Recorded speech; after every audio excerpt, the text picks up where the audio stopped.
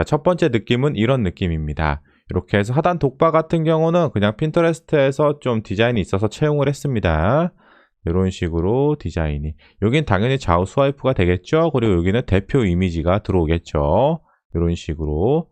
자세히 보기를 누르면 당연히 자세히 보는 페이지로 넘어갈 거고. 자, 이런 식으로 해서 이렇게 좀 진행이 됐습니다. 이런 식으로. 자, 두 번째 페이지는 이런 식으로 진행이 됐어요. 이렇게. 이런 식으로.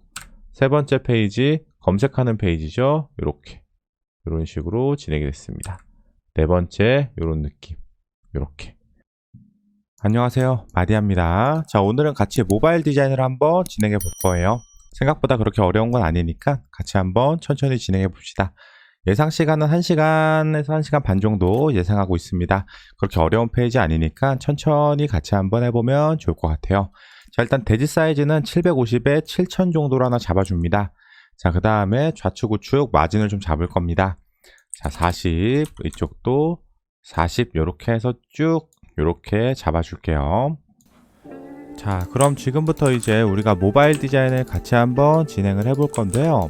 어때요? 일단 좌우 마진을 잡은 상태에서 상단에 대타이틀 영역을 잡아주고 우측에 이제 프로필 라인을 그려주고 있는 과정이에요. 일단 처음에는 뭔가 디테일하게 진행을 하진 않을 거고요. 어느 정도 레이아웃, 와이어프레임만 대강 만든 다음에 그 다음에 아이콘과 이미지를 같이 삽입하면서 디자인을 디테일하게 조정할 겁니다. 자, 우선은 3단 썸네일에 그 다음에 밑에 타이틀과 서브 텍스트들을 입력해주고 있는 과정이죠. 오늘은 우리가 여행에 관련된 모바일 UI 디자인을 같이 진행을 해보고 있는 거예요. 이 디자인을 진행하기 전에 기타 해외 사이트나 아니면 현재 운영하고 있는 모바일 앱이나 PC 웹 이런 것들을 좀 많이 사전에 벤치마킹을 했어요. 벤치마킹을 해보니까 어느 정도 공통점들이 좀 보이더라고요. 바로 썸네일에 집중을 하고 있다는 거죠. 그 다음 두 번째로는 가격이에요.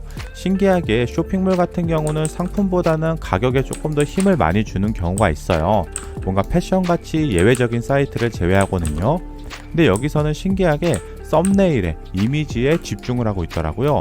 그래서 왜 그럴까 한번 저는 고민을 했습니다. 사실 제가 여행사를 다니고 있지도 않고 그 회사가 어떤 기획안과 어떤 컨셉과 어떤 UX적인 마인드로 디자인이 된지는 잘 모르지만 그냥 제가 혼자 한번 추측을 해봤을 때 아무래도 우리가 여행이라고 하면 어떤 것들이 가장 먼저 떠오르죠? 힐링, 풍경, 경치, 우리가 평소에 느끼지 못했던 것들을 지금 이 사이트 내에서 이미지로 표현을 해주고 있는 거죠.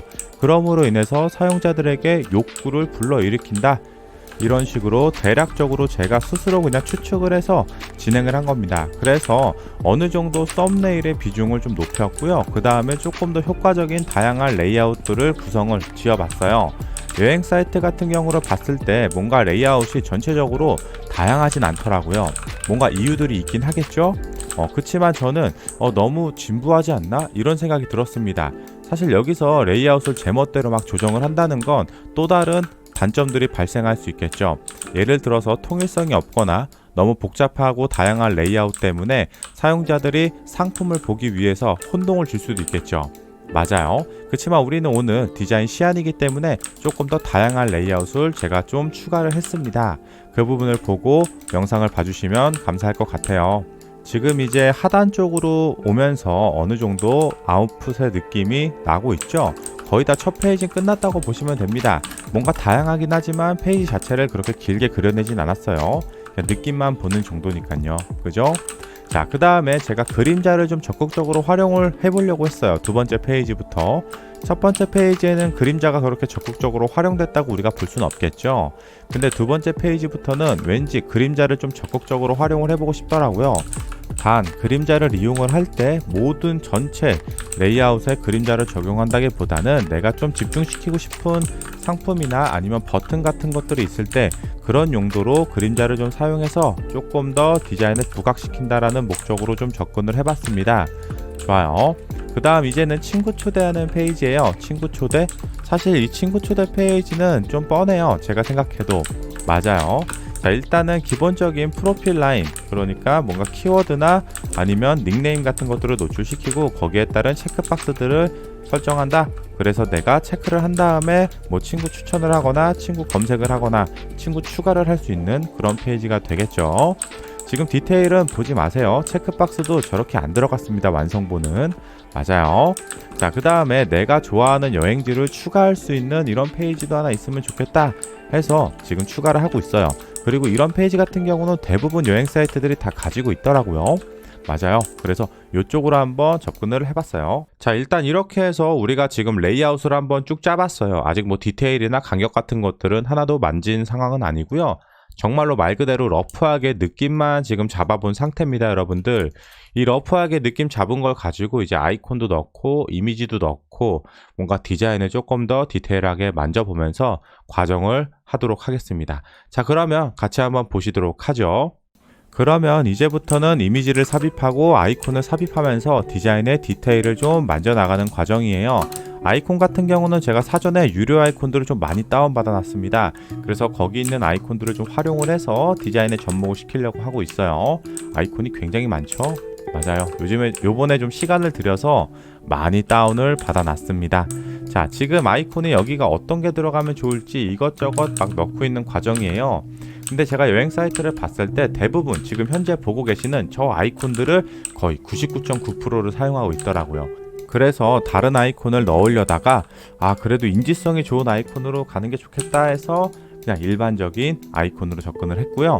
자, 그 다음 여기는 뉴예요. 뉴. 뭔가 새로운 것들이 알림이 오거나 내가 새로 접속을 했거나 아니면 새로운 프로모션이거나 나와 맞는 여행지 추천이 새로운 게 왔거나 뭐 그럴 때 알려주는 하나의 말풍선 같은 거겠죠. 자, 그 다음 검색이죠. 검색도 돋보기가 제가 의외로 없더라고요. 저 많은 아이콘 중에 돋보기가 없어서 돋보기는 또 새로 그려줬습니다. 자, 이런 식으로. 그리고 지금 검색 쪽에도 보시면 그림자가 붕 떠 있죠. 맞아요. 사실 쇼핑몰이나 포털 사이트나 여행 사이트에서 가장 중요한 게 바로 검색이에요. 여행이라고 한다면 내가 어떤 지역을 갈지 검색을 하게 되겠죠. 그리고 어떤 호텔이 있고 어떤 숙박업소가 있는지도 치밀하게 검색을 하시겠죠. 맞아요. 그래서 검색의 비중이 높다고 판단을 해서 아까 그 검색창에다가 그림자를 좀 씹어줬고요. 그 다음에 여기는 테마별이에요. 내가 가고 싶은 여행지를, 나만의 여행지를 추가할 수 있는 거겠죠. 맞아요. 이런 식으로 어느 정도 지금 이미지가 깔리고 아이콘이 삽입되고 디자인의 디테일이 들어간 걸 확인해 볼 수가 있어요. 그래서 우리가 처음에 조금 전에 봤던 아웃풋의 레이아웃 느낌과 지금 이미지가 들어가고 아이콘이 삽입된 느낌은 많이 다르죠. 자, 하단 독바도 제가 갖고 있던 하단 독바를 그냥 사용하려고 했다가 요즘에는 어떤 하단 독바들이 좀 유행을 많이 타고 있나 해서 핀터레스트 좀 많이 검색을 했는데 지금 오늘 우리가 디자인할 하단 독바가 굉장히 많이 상용화되고 있더라고요. 그래서 원래 저런 것들이 개발이 되나? 약간 이런 느낌을 받고 있었는데 그래도 여기저기서 상용화가 된 하단 독바이기 때문에 개발은 되나 보다 해서 채용을 좀 했습니다. 이 하단 독바를 항상 디자인을 하실 때는 지금 박스로 제가 치고 있죠. 저렇게 영역 구분을 명확하게 해주셔야 돼요. 저 영역 구분이 단지 디자인의 영역뿐 아니라 터치 영역이 되는 것들이거든요. 그래서 그런 터치 영역까지 어느 정도 고려해서 우리가 아이콘의 배치를 반드시 해줘야 되는 거죠. 그냥 약간의 눈대중으로 배치를 한다면 나중에 문제가 생길 수도 있겠죠. 좋아요. 맨 처음에 원을 넣었다가 그냥 점으로만 깔끔하게 표시를 해볼까? 아이콘도 살짝 줄였다가 간격도 다시 바꿨다가 선택됐을 때 어떤 느낌이 좋을까? 브랜드 컬러를 삽입하는 게 좋은가? 검은색이 좋은가? 막 이것저것 해보다가 그냥 나중에는 무난하게 흔히 우리가 볼 수 있는 그런 하단 독바로 완료가 됐네요. 디자인 끝났네요. 자, 이렇게 해서 우리가 오늘 모든 디자인을 한번 완료를 해봤습니다. 전체적으로 보면은 이런 느낌이에요. 이제 첫 페이지, 두 번째, 세 번째, 네 번째. 사실 이 페이지에 대한 프로세스까지는 생각해서 한 건 아니고요. 느낌만 잡아본 겁니다. 오늘 주제는 여행을 좀 주제로 해서 모바일 디자인을 진행을 해봤습니다. 자, 그럼 플레이로 한번 같이 보도록 하죠. 자, 첫 번째 느낌은 이런 느낌입니다. 이렇게 해서 하단 독바 같은 경우는 그냥 핀터레스트에서 좀 디자인이 있어서 채용을 했습니다. 이런 식으로 디자인이. 여긴 당연히 좌우 스와이프가 되겠죠. 그리고 여기는 대표 이미지가 들어오겠죠. 이런 식으로. 자세히 보기를 누르면 당연히 자세히 보는 페이지로 넘어갈 거고. 자, 이런 식으로 해서 이렇게 좀 진행이 됐습니다. 이런 식으로. 자, 두 번째 페이지는 이런 식으로 진행이 됐어요. 이렇게. 이런 식으로. 세 번째 페이지 검색하는 페이지죠. 이렇게. 이런 식으로 진행이 됐습니다. 네 번째 이런 느낌. 이렇게 해서 오늘 우리가 총 4페이지를 한번 디자인을 진행해 봤습니다. 어떠신가요, 여러분들? 생각보다 그렇게 어렵진 않죠? 오늘 영상도 많은 도움이 되셨다면 좋아요, 구독, 알림 감사합니다. 마디였습니다.